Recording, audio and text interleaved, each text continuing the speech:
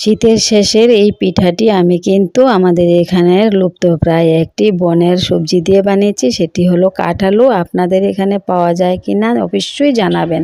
তো প্যানে একটু ঘি দিয়ে আমি কিন্তু কাঁঠালুটিকে কেটে ধুয়ে মিক্সিতে গ্রাইন্ড করে 1 বাটি মতো দিয়ে দিলাম। সেই সঙ্গে 1 বাটি মতো চালের গুঁড়ো, 1 কাপ আন্দাজ জল দিলাম, একটু গুড়, নারকেল কুচনো আর নুন দিয়ে ডো বানিয়ে নিলাম ঢেকে দিয়ে।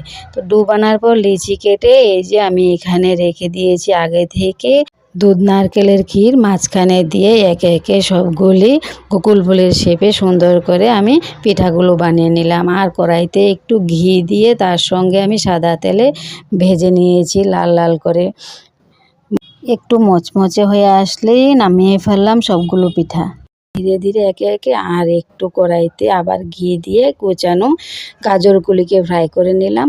এদিকে কড়াইতে রেখে দিয়েছি ক্ষীর তৈরি করে, আর তাতে একে একে গোকুল পিঠা, গাজর কোচানো, ঘি ভাজা যেটা ছিল চিনে লালে দিয়ে দিলেই বাস হয়ে গেল। বাড়িতে একবার অবশ্যই ট্রাই করবেন।